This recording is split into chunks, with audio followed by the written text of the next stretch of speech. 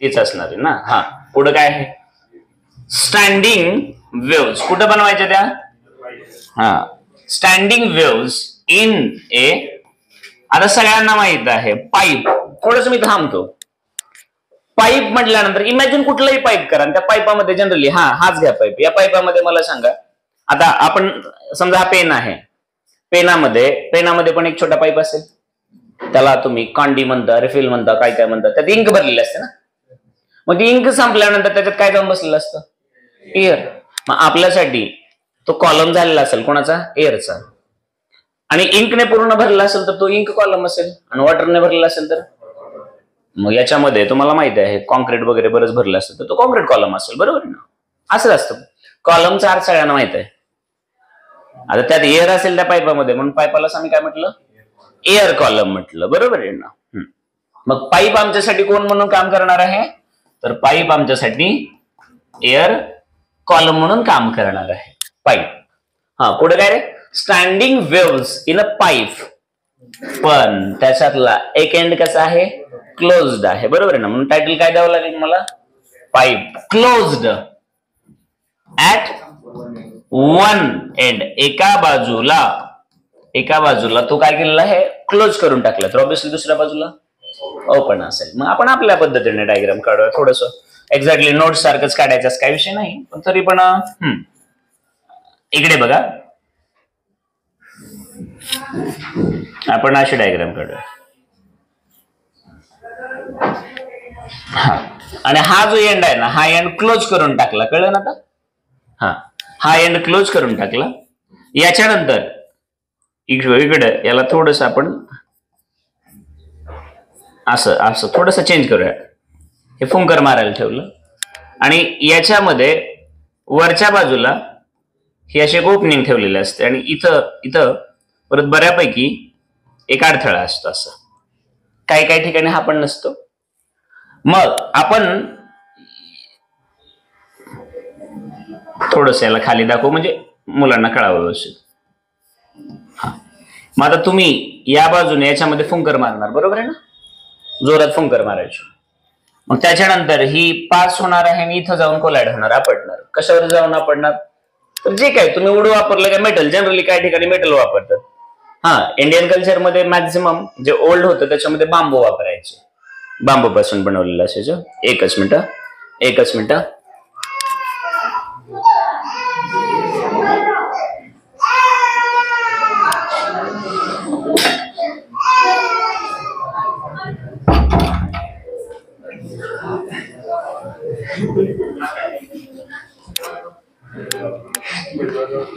ठीक आहे, असं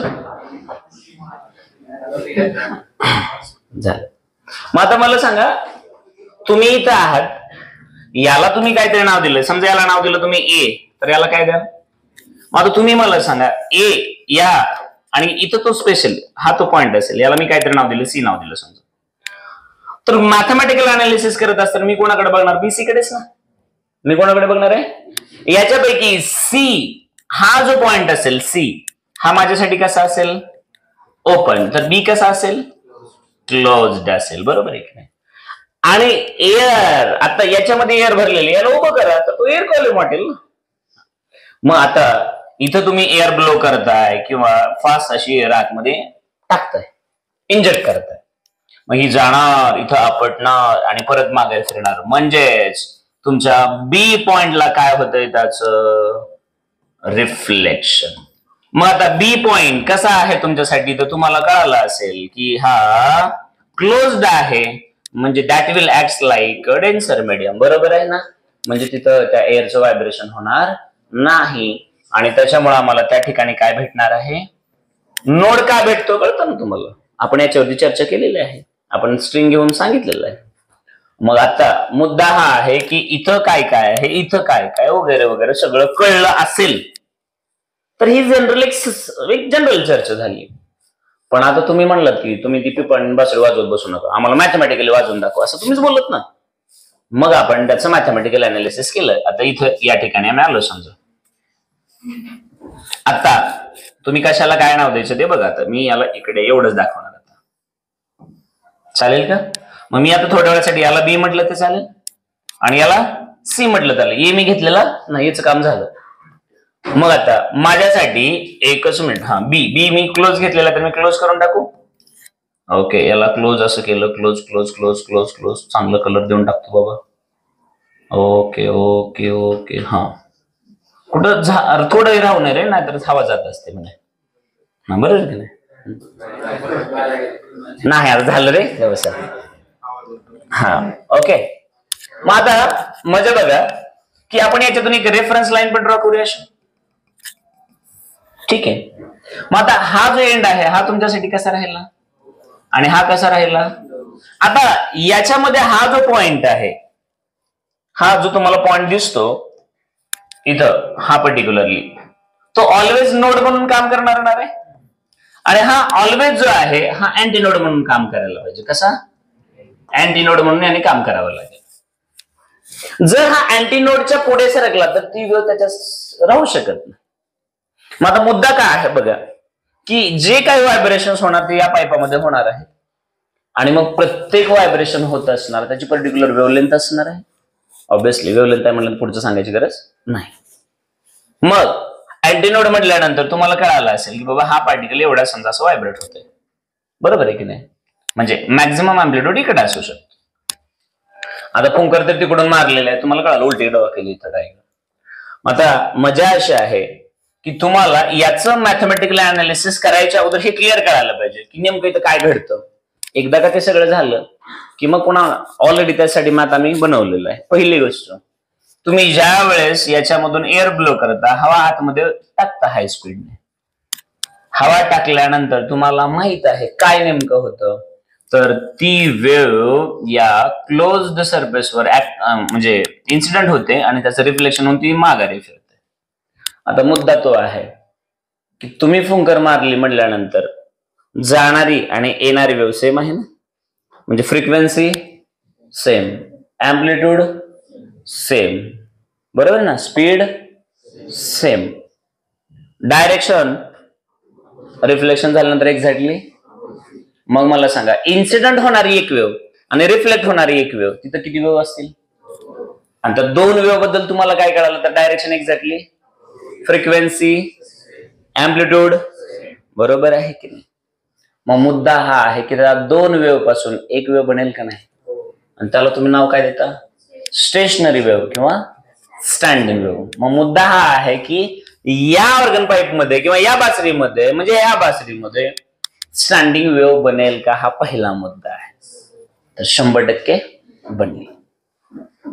जोपर्यंत आम्हाला हेच कळत नाही की आम्ही काय शोधायला लागलो, किती गणित बघणार आहे तुम्ही. आणि जगात कोणाला मॅथमॅटिक्सची लँग्वेज आवडते, नाही आवडत लोकांना, फॉर्म्युलेची भाषा नाही आवडत लोकांना. लोकांना कळल्यानंतर ते लक्षात ठेवत असतं की बाबा हे असं आहे. मग मुद्दा असा आहे की आता याच्यामध्ये एवढ्या पाईपामध्ये एअर व्हायब्रेट होणार आहे आणि मग ती कशी व्हायब्रेट होते याच्यानुसार वेगवेगळ्या वेव्हलेंथ मिळतील आणि वेव्हलेंथ बदलली की फ्रिक्वेन्सी बदलत राहील, म्हणजे साऊंड बदलत राहील. मग आता मजा अशी आहे बाळांनो की सगळ्यात अगोदर आम्हाला कळायला पाहिजे की जर आम्ही याला म्हटलं Y1, याला म्हटलं इन्सिडेंट वेव्ह, कसली इन्सिडेंट वेव्ह म्हटलं, Y2 ला म्हटलं रिफ्लेक्टेड म्हटलं, चालेल का. तर सगळ्या गावाला माहित आहे Y is equal to Y1 plus, आणि याचा जनरल फॉर्म्युला आम्हाला माहित आहे 2a cos kx sin omega, बरोबर आहे का.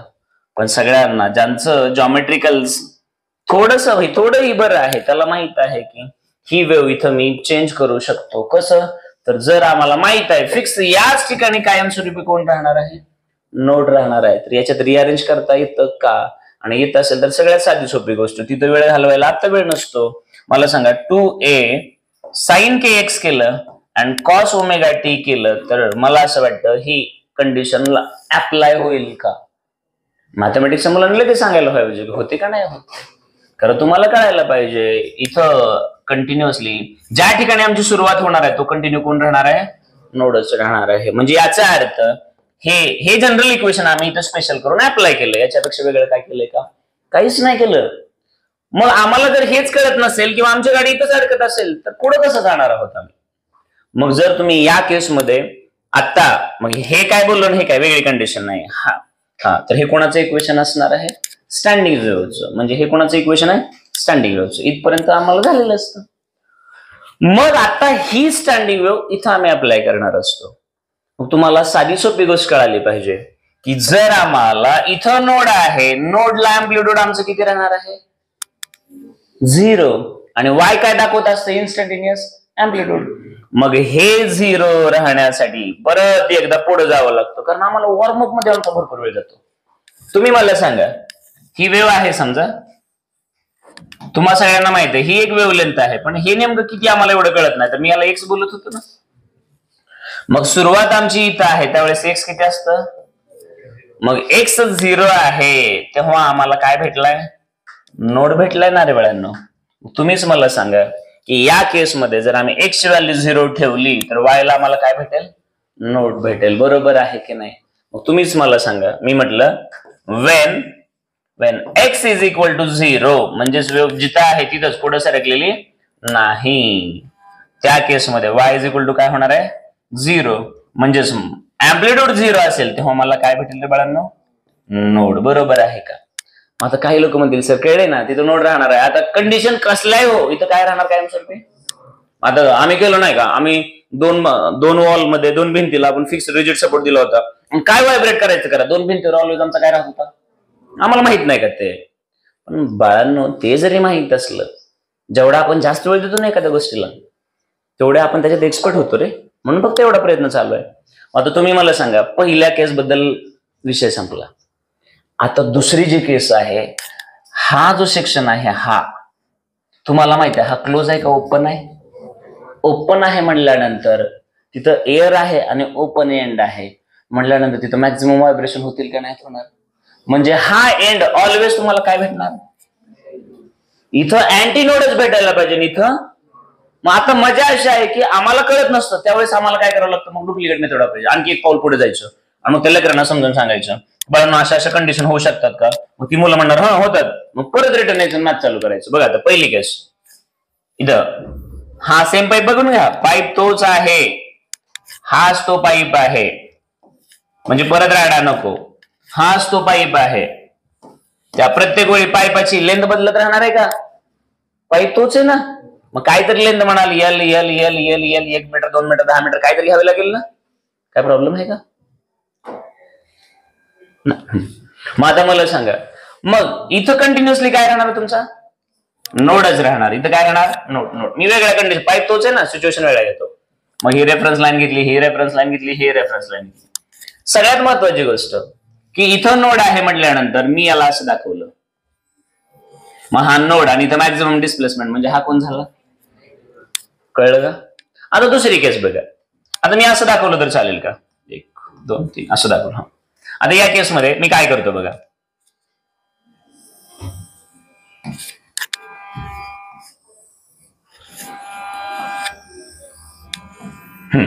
आता हा नोड, हा कोण? नोड. आणि हा का परत इथं अँटी नोड भेटला का? बरोबर आहे का? आता तिसरी केस समजा. आता या केसमध्ये एक एक्झाम्पल घेतलं मी, सॉरी, हा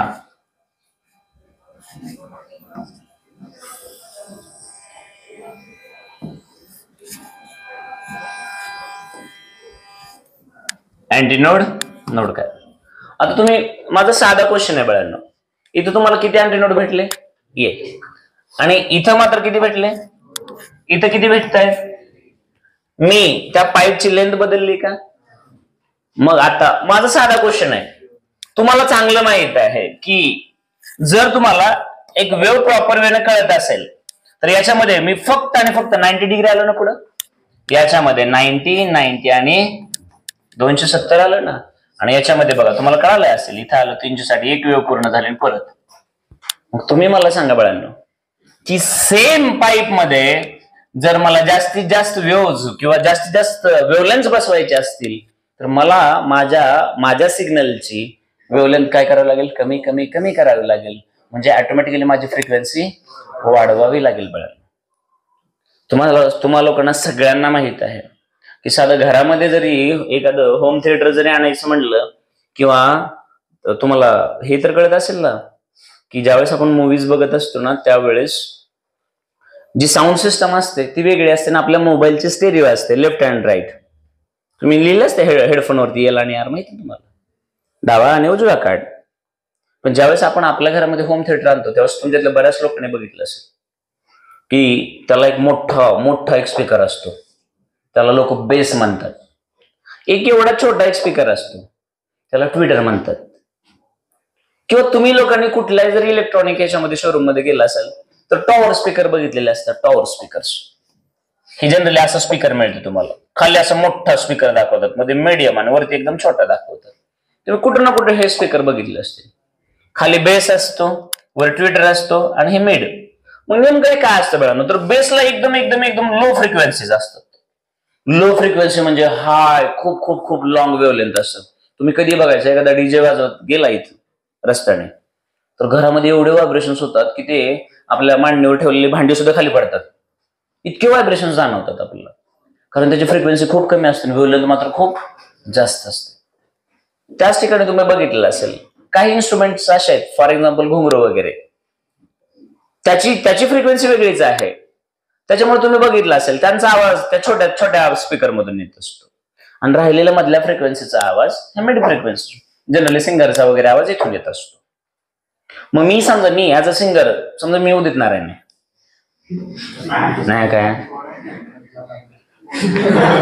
ठीक आहे, मी उदित म्हणलं की इकडं कोणतं म्हणलं मी लता मंगेशकर, ठीक आहे ये लता इकडं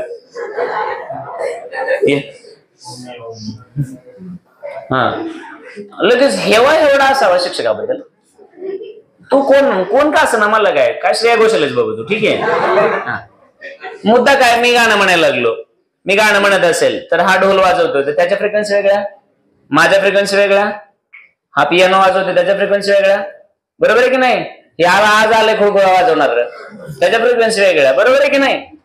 मग याचा अर्थ फ्रिक्वेन्सी सेपरेट झाली की साऊंड सुद्धा सेपरेट. मग तुमच्या वाजवण्यावर आहे की कुठली वेव्हलेंथ बाहेर काढली, वेव्हलेंथ कुठली बाहेर येणार त्याच्यावर फ्रिक्वेन्सी आणि फ्रिक्वेन्सीवरती साऊंड. म्हणून सेम जरी इन्स्ट्रुमेंट असलं, समजा एक आपल्याकडे बासरीच आहे पण बासरीत वेगळा आवाज मिळतो ना आपल्याला, बासरीत वेगळा आवाज मिळू शकतो, काढतात ना लोक. एअरटेलची फेमस तुम्हाला माहित असेल ती एक टोन होती एअरटेलची, मला वाटतं ए आर रेहमान यांनी बनवलेली, वर्ल्ड मध्ये वर्ल्ड वाईड खूप फेमस झाली.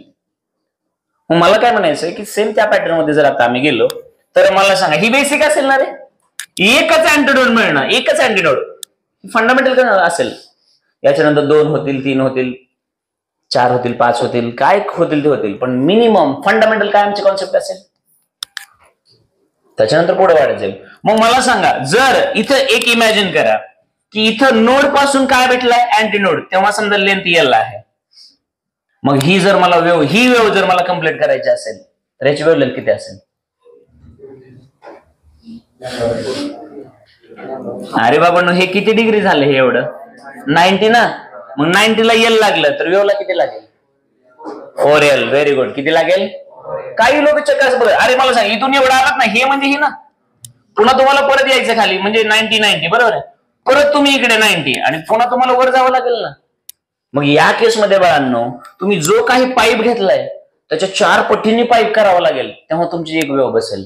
आता दुसऱ्या केसमध्ये बघा, लगेच तुमचा जो पाईप आहे त्याच्यामध्ये जवळपास 3/4 वेव्हलेंथ बसले ना, फक्त तुमचे 25% बाहेर राहिले ना. तिसऱ्या केसमध्ये बाळांनो एक वेव पूर्ण बसून परत 25% बाहेर पडली, बरोबर आहे की नाही. मग मी अगोदर सांगितलं वाजवायचंय कसं मॅथमॅटिकली. चला आता वाजवायला चालू करूया. मला आता सांगा, मग इथं जर आम्ही याच्यामध्ये फुंकर मारली, ही आमच्याकडे फंडामेंटल वेव्ह आहे, इथं आम्ही कंपल्सरी काय घेऊन बसलोय नोड, आणि इथं कंपल्सरी काय लागणार आम्हाला अँटीनोड लागणार, बरोबर आहे की नाही. आता याच्यामध्ये आम्ही जर फुंकर मारली, तिथं एअर ब्लो केली तर काय कंडिशन असू शकते, तर सगळ्या गावाला आता कळालेलं आहे की याच्यामध्ये एक कंडिशन अशी असू शकते, ती म्हणजे बेसिक कंडिशन. इथं नोड फिक्स करून टाकला आणि या ठिकाणी समजा आम्ही असं घेतलं की या ठिकाणी आम्हाला भेटणार आहे अँटीनोड. नोड आणि अँटीनोड म्हटल्यानंतर इथं आम्हाला मॅक्झिमम डिस्प्लेसमेंट मिळावं लागेल, बरोबर आहे की नाही. मी काय बोलतो ते कळतंय का.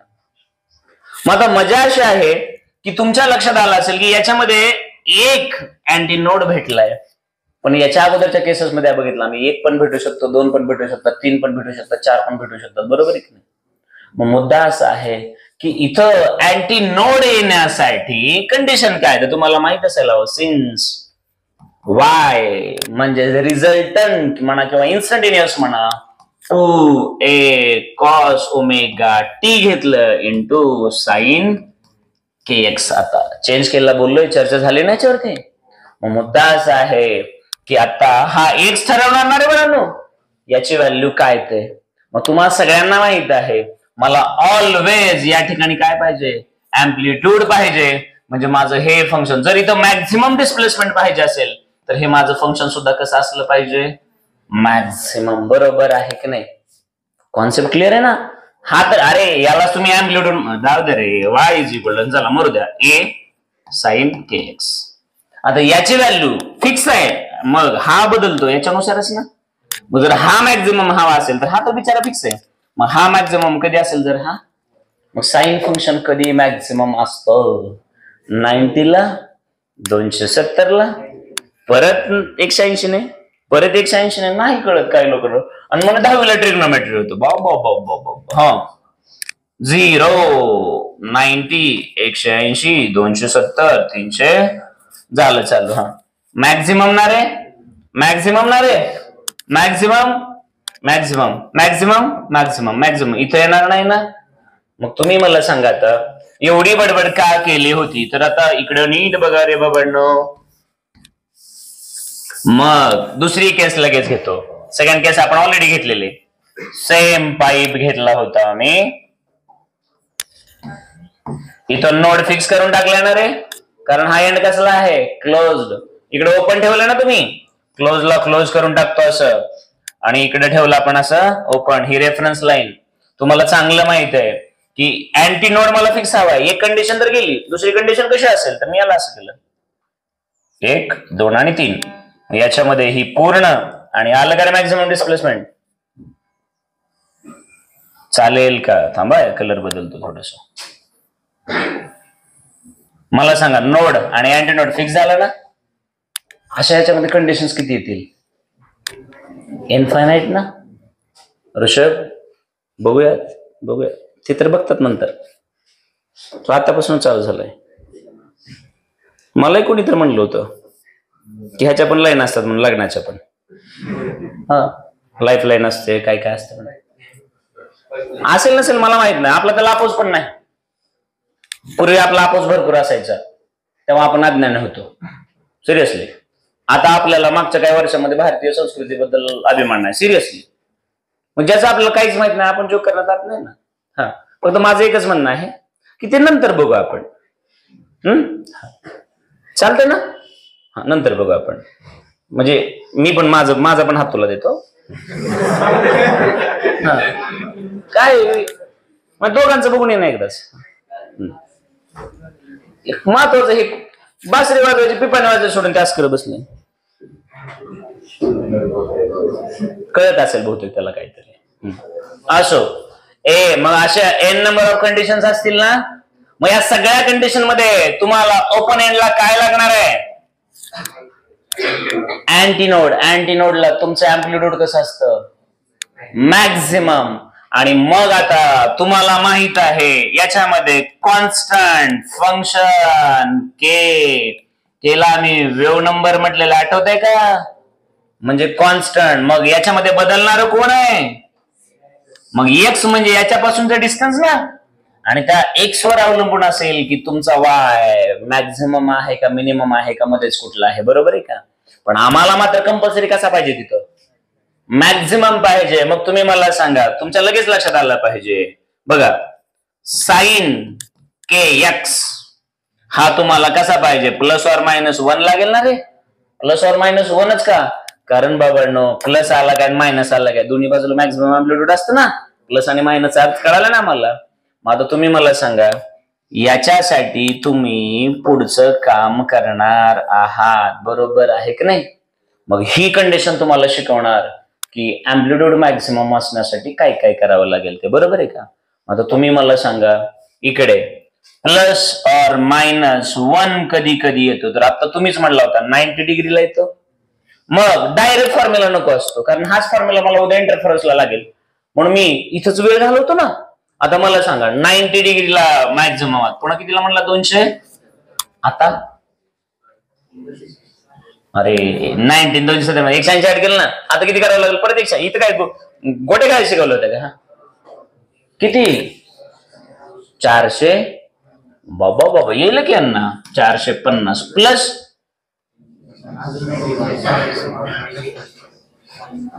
450 550 650 मायनस 20 630 का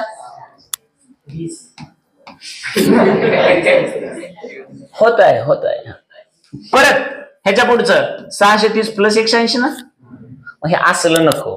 आता मला सांगा इकडे बघा 90 म्हणजे पाय बाय आणि हे 3 पाय बाय हे 5 पाय बाय. आता आम्हाला वाटतं हे लय सोपं आहे. पुढं आपल्याला लय सोपं असतं. आपण एकदा बघतो काय जाऊ द्या पुढं. मला सांगा मग तुम्हाला या कंडिशनला मॅक्झिमम भेटेल. जर साइन 90 असेल तर मॅक्झिमम भेटेल. 270 असेल 450 असेल 630 असेल असंच ना रे. बरोबर आहे की नाही. मग तुम्ही मला सांगा याच्यामध्ये 1 3 5 7 0 1 3 5 7 म्हटल्यानंतर तुम्हाला जो भेटतो तो कुठं भेटतो तर परत एकदा रिटर्न या बाबांनो. जाऊ काय फरक पडतो आपल्याला. 10वी ची लास्ट थोडी आहे. 0 1 1 नंतर बघा तुम्ही 1 हे 91 म्हटलं हे 92 म्हटलं हे 93 ना. 1 3 4 5 मग तुमचं काय आलं 1 3 4 नाही ना 5 6 नाही ना 7 8 नाही ना 9. म्हणजे तुम्ही मॅक्झिमम कुठं सापडतं मला कुठल्याही नंबरला सापडतं का ऑडला सापडतं का इव्हनला सापडतं. ऑडला. बरोबर आहे की नाही.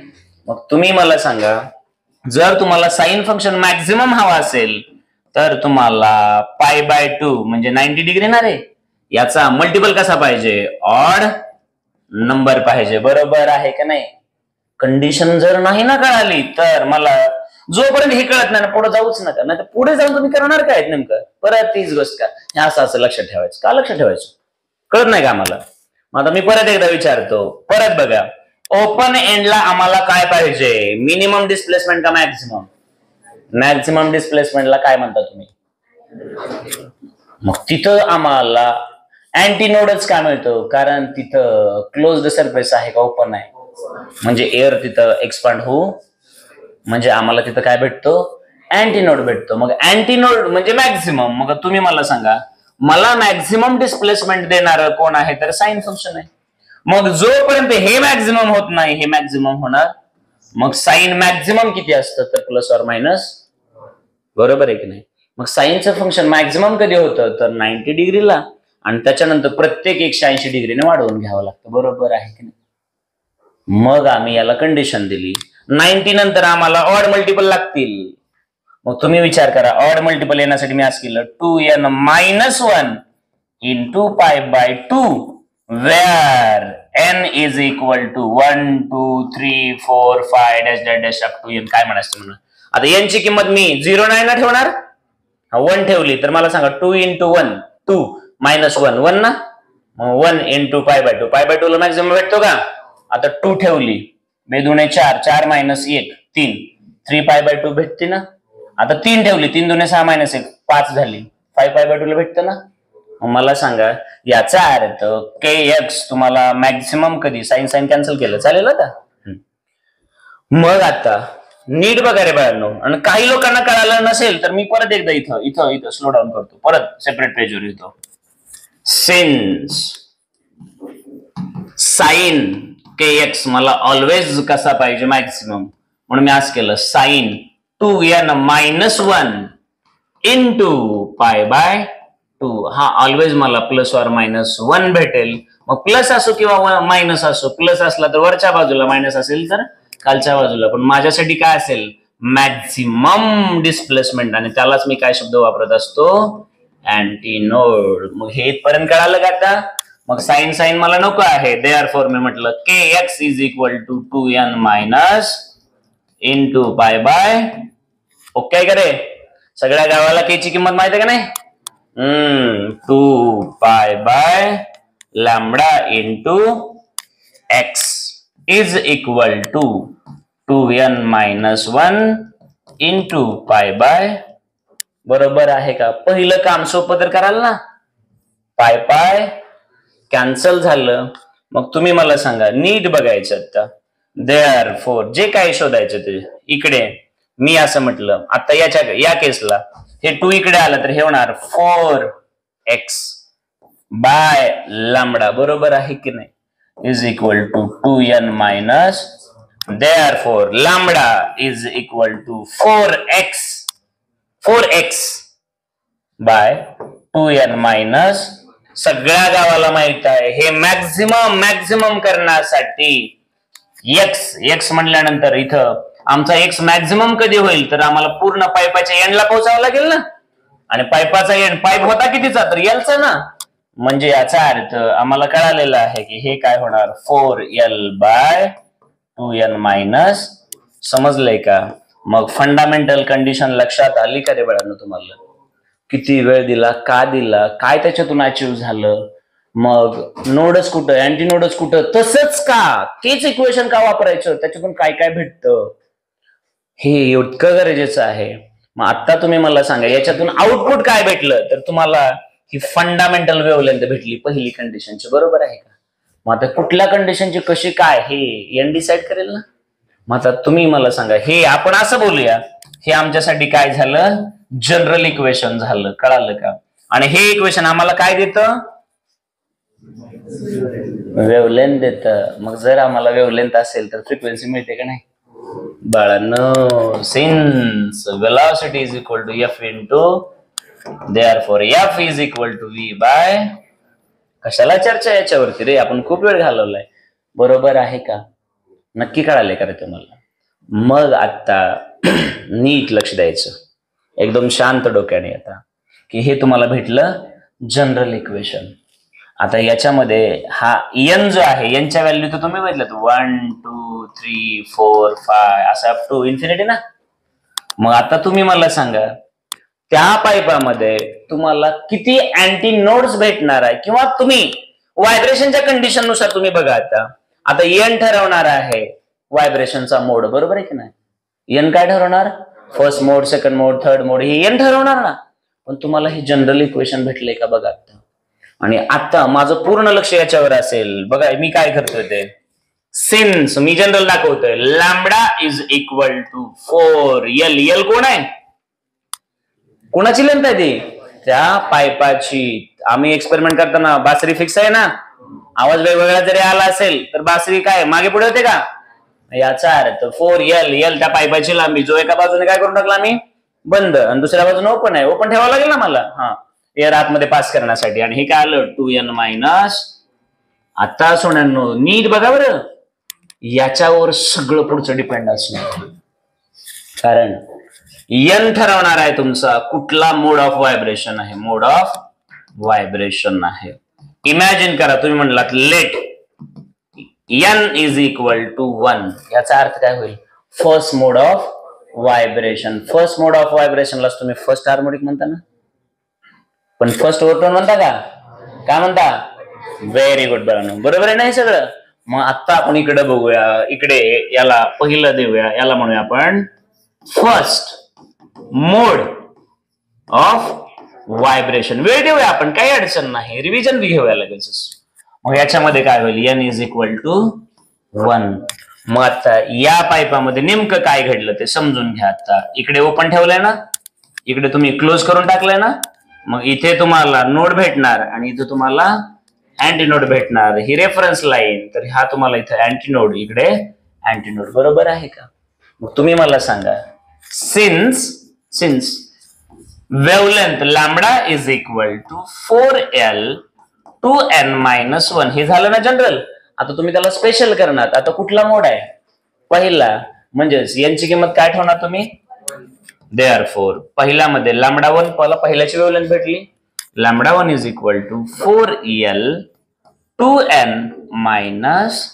म्हणजे आता तुमच्या लक्षात आलं असेल 2 यांची किंमत किती ठेवावी लागेल? म्हणजेच 4l 2 minus 1 therefore lambda 1 is equal to 4l. आणि मी हे तुम्हाला ग्राफिकली मग समजून सांगितलं होतं. बघा आता हे l थोड्या वेळासाठी 1 मीटर घेतलं चालेल का? एका मीटर मध्ये ही तुमची अर्धी वेव्ह आहे का 1/4 आहे? बघा ना, इथून एवढं म्हणजे तुम्हाला वेव्ह कळतेच चांगली. आता तुम्ही मीन पासून मॅक्झिमम ला गेलात म्हणजे नोड पासून अँटी नोडला हे 90 ना रे, पुढचं हे 90, हे 90 आणि हे, मग नोड टू अँटी नोड हेच एल आहे, तर हे सुद्धा हे एल आणि हे. मग पहिल्या केसमध्ये जर व्हायब्रेट व्हायचं असेल तर वेव्हलेंथ किती लागेल? पाईपाच्या 4 पटीने लागेल. मग जेवढा तुमचा पाईप आहे, जो काय आहे त्याची वेव्हलेंथ किती होईल? 4 पटीने जास्त होईल. बरोबर आहे की नाही?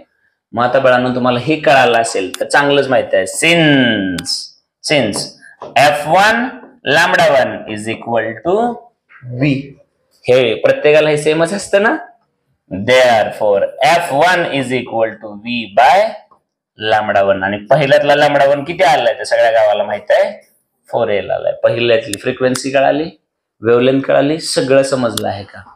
मग जर हे एवढं कळालं असेल तर मी दुसऱ्या, आता हा कोण आहे? First mode of vibration. यालाच तुम्ही काय म्हणता? फर्स्ट हार्मोनिक म्हणता. आणि यालाच तुम्ही काय म्हणता? फंडा. आता फर्स्ट मोड ऑफ व्हायब्रेशन मध्ये मला अँटीनोड किती भेटले? एकच भेटलाय. नोड एकच भेटलाय. तुम्ही पहिल्या केसमध्ये बघा, क्लोज दॅट बोथ एंड्सला पहिल्याच व्हायब्रेशनला मला काय भेटत होतं? 2 नोड्स भेट होते आणि एक. आता इथं तुमच्या लक्षात आलं असेल, नोड अँटीनोडचा गोंधळ सोडा. अँटीनोड इथेही एकच, तिथंही एकच. बरोबर आहे की नाही? आता हे कळालं असेल तर आता मी सेकंड मोड ऑफ व्हायब्रेशन घेतो. कुठला मोड घेतो? परत शांत डोक्याने बघा. Second mode of vibration. ती एअर जी आहे ती कशा पद्धतीने व्हायब्रेट होऊ शकते? काय पॉसिबिलिटी आहे? तर ही एक पॉसिबिलिटी आहे. नीट बघा पण, फक्त पॉसिबिलिटी सांगतो मी तुम्हाला. हे रेफरन्स लाईन पकडली, इथं ऑलवेज तुमचा कोण आहे?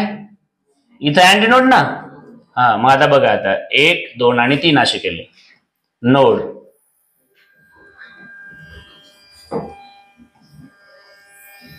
बरोबर आहे का? श्रेया प्लीज.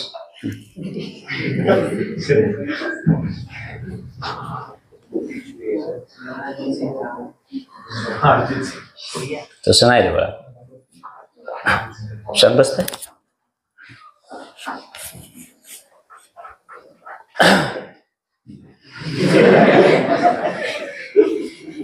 पॉसिबिलिटी आहे की नाही? तुम्हाला इथं नोड आणि इथे अँटीनोड भेटलाय ना, ही पॉसिबिलिटी आहे ना. मग पहिल्यानंतर ही दुसरीच आहे का त्याच्यामध्ये काय आहे आणखी? पहिली जी केस आहे बघितली तुम्ही, अँटीनोड नोड. आता दुसऱ्या केसमध्ये antinode antinode, node node node, sorry node node antinode antinode. 2 node आहेत, 2 अँटीनोड. पहिल्या केसमध्ये 1 नोड होता, 1 अँटीनोड होता.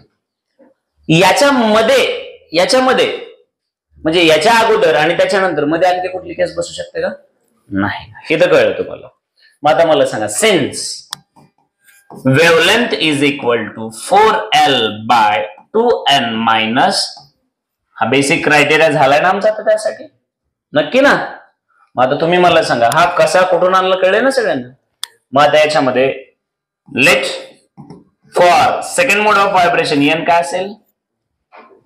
2 असेल ना. Therefore wavelength in second mode of vibration lambda 2 होईल ना. 4L divided by 2 into यांची किंमत 2 ना, -1, 4 - 1, 4L बाय. बरोबर आहे का? मग तुम्हीच विचार करा, आता वेव्हलेंथ किती असेल आमची? तर तुम्ही बघा, 4/3 म्हणजे 1.33 असतं ना. तुम्ही बघा आता याच्यामध्ये इथं आलात ना तुम्ही, आता पुढचं कंप्लीट होण्यासाठी याच्यातला परत एक तुकडा जाणार ना. अरे बरोबर आहे की नाही? कळतंय का? जर समजा आता इथं मी थोड्या वेळासाठी घेतलं, ही एल घेतलं 3 मीटर घेतलं थोड्या वेळासाठी. एल किती घेतलं? 3 मीटर. तर हे 1 मीटर असेल, हे 1 मीटर, हे 1 मीटर. आता पुढे इमॅजिन करा की हे जर पूर्ण करायचं असेल तर आणखी 1 मीटर लागेल ना. म्हणजे मला किती लागेल? 4 लागेल ना रे. मग 3 असेल आणि 4 लागत असेल तर त्याचं कंपॅरिझन बघा ना, 4/3 येणार ना, म्हणजे 1.33. लक्षात आलं का?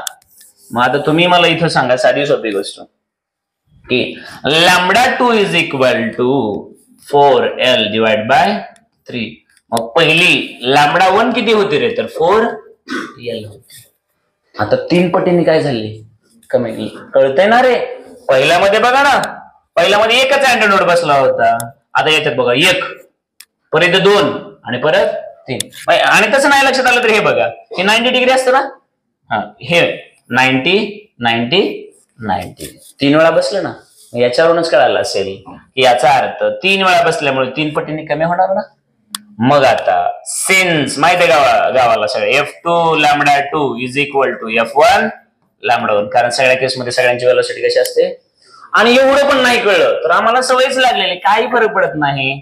सिन्स फर्स्ट केस मध्ये काय होतं, F1 λ1 इज इक्वल टू असं बोल. दुसऱ्या केसमध्ये काय होईल, F2 λ2 इज इक्वल टू, मग यांच्या राईट सेम तर लेफ्ट सुद्धा सेम, म्हणून F1 λ1 is equal to F2 λ2. समजा काढायचं हे, म्हणून F2 λ2 is equal to F1 λ1. बरोबर आहे का? मग आता therefore frequency in second mode of vibration is equal to काय होईल सगळ्यांना कळालं असेल आता, F1 λ1 डिवाइड बाय λ2. λ1 कुठे आहे रे बाबांनो, तर हे आहे 4L. λ2 कुठे आहे रे, तर हे आहे 4L by 3 into frequency F1 as it is ठेवली, 4L 4L 3 इंटू. बरोबर आहे का? त्या केसमध्ये प्रत्येक हार्मोनिक मध्ये फ्रिक्वेन्सी डबल डबल होत होती ना. F1 असेल तर 2F1 होईल, इथं मात्र किती झाले 3F1, म्हणजे किती पटीने वाढली. मग पहिल्या केसमध्ये 100 हर्ट्ज असेल तर आता 300, त्या केसमध्ये 100 हर्ट्ज होती तर 200 होत होती. फरक समजून येईल का? कारण तिथं दोन्ही बाजूला तुम्ही फिक्स काय करून टाकले होते, नोड्स. इथं एका बाजूला तुमचा नोड आहे तर दुसऱ्या बाजूला. आता याच्यामध्ये नीट बघायचं बाळांनो, तुम्हाला 2 अँटी नोड भेटतात तर 2च नोड भेटतात. नोड अँटी नोडची संख्या समान होईल का काय बघा. आता मी तिसऱ्याचं मॅथमॅटिक्स घेत बसत नाही, डायग्राम ड्रॉ केली तर कळेल का. तरी पण गरज पडली मला वेळेचं एकदा कॅल्क्युलेशन सांगता का रे बाळांनो? हा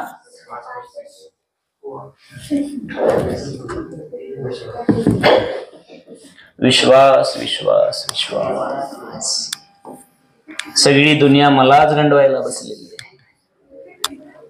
हे तर सगळं गाव, एवढं मोठं गाव, कोण 20 म्हणलं, 33 का, ठीक आहे, कोण इकडं 35 म्हटलं. असो त्यांची घड्याळ एवढी पुढे पळतात कसे काय. क्लास संपायच्या टायमाला पुढे पळतात आणि क्लासला हजर राहायच्या टायमाला मागे असतात. तुमचं घड्याळ खूप भारी आहे बरं. कुठल्या कंपनीत मला एकदा सांगा बरं का, आवर्जून लेक्चर सांगा. हा तुमच्या का, चांगलं आहे चांगलं. बधीर कंपनीची घड्याळ आहे सगळी. हा तुमचे ओके. असो 1 2 3 4 आणि मग हे असं होईल ना रे. ओ 1 2 आणि हे मॅक्सिमम 1 2 आणि हे. मग मला सांगा node node node antinode antinode आणि अँटीनोड. मग थर्ड मोड ऑफ व्हायब्रेशन मध्ये तुम्हाला 3 नोड मिळतील तर 3 क्लिअरच आहे. मग परत तुम्हाला माहित आहे सिन्स वेव्हलेंथचा बेसिक क्रायटेरिया काय, 4L divide bye 2N minus. हा कुठला मोड आहे व्हायब्रेशनचा, तिसरा ना. मग तिसरा मोड आहे तर यांची किंमत काय होईल 3 ना. मग हे होईल ह्या जनरलला स्पेशल बनवूया, λ3 is equal to 4L divide by 2 into यांची किंमत 3 होणार ना. 4L bye 5. बरोबर आहे का. ही झाली वेव्हलेंथ तिसऱ्याची. तुम्हाला चांगलं माहित आहे since F3 λ3 is equal to F1 λ1. आता ती नको ना सारखं तेच. Therefore F3 is equal to λ1 by λ3 into F1. F3 is equal to λ1 ची किंमत माहिती आहे 4L आणि हे येणार आहे आता 4L by into F1, म्हणजे हे होणार 5 into F1. काय कोणाला कळालं, मला तर काहीच कळेना. सांगा बरं. थर्ड मोड ऑफ व्हायब्रेशन मध्ये फ्रिक्वेन्सी कशी झाली असेल, वाढणार तर आहेच ना. 5 पटींनी. मग पहिल्यामध्ये जर 1000 हर्ट्ज होती, फर्स्ट मोड ऑफ व्हायब्रेशन मध्ये 5000 होती, 1000 होती, समजा 1000 होती, आता 5 झाले असेल ना. आणि जर पहिल्यात 5000 होती तर आता 5 into 5 5 पटीने वाढेल ना, 25 होईल ना. बरोबर आहे का. मग आता मी जर तुम्हाला साधा प्रश्न विचारला की तुम्ही नीट सांगायचे एकदम व्यवस्थितपणे, टेन्थ मोड ऑफ व्हायब्रेशन मध्ये तुमची फ्रिक्वेन्सी किती असेल? जर फंडामेंटल फ्रिक्वेन्सी असेल 100 हर्ट्स असेल, 100 हर्ट्स, तर टेन्थ मोड ऑफ व्हायब्रेशन मध्ये किती असेल?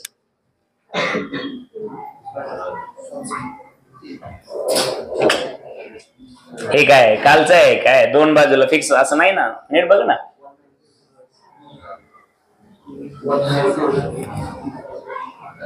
First mode, second mode, third मोड,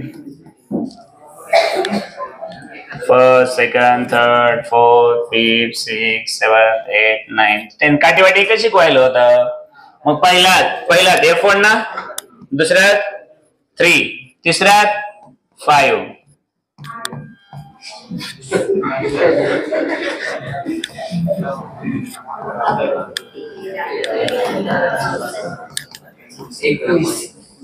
म्हणजेच किती असेल? बरोबर आहे ना? आणि हे 1000 क्वार्टरमध्येच अरे का दड्या, ते कुठं आलं असतं? कालच्या ह्याच्यामध्ये ना. बरोबर आहे का? चेंज कसा होतो कळतो का? समजायला सगळ्यांना नक्की कळायला. राहिला प्रश्न याचा आपल्या वेव्हलेंथचा. तर पहिल्यामध्ये वेव्हलेंथ किती होती तुमची? 4L होती ना. मग दुसऱ्यामध्ये तुमची कशी झाली होती? दुसऱ्यामध्ये कशी झाली? 4L बाय, नंतर 4L बाय, हे 4L बाय, बरोबर आहे का? मग इथं किती झाले असते? 4L बाय 19, बरोबर आहे का? मग 19 पटीने वेव्हलेंथ कमी झाली, म्हणूनच 19 पटीने फ्रिक्वेन्सी वाढलेली असते. हे शिकलो होतं ना आपण काल परवा पण. मग मला हे खरंच एवढं सोपं असतं रे. पण आम्हाला काय होतं की आम्ही ते बघतो, ते कंडिशन्स मॅथमॅटिकल फॉर्म मध्ये आणल्यामुळे थोडंसं त्रासदायक वाटतं. पण मॅथच जगातली कन्फर्म लँग्वेज आहे ना. मग तुम्ही मला सांगा, जर दोन्ही बाजूला स्ट्रिंग बांधलेली असेल तर त्याचे व्हायब्रेशन्स कसे होतात? आणि जर एका बाजूला बांधली आणि दुसऱ्या बाजूला मोकळी सोडली, म्हणजे दुसरी बाजू कशी आहे? त्याची फ्री टू व्हायब्रेट आहे आणि एक्स कशा फिक्स केलेली, तर तिथल्या कंडिशन वेगळ्या असेल ना.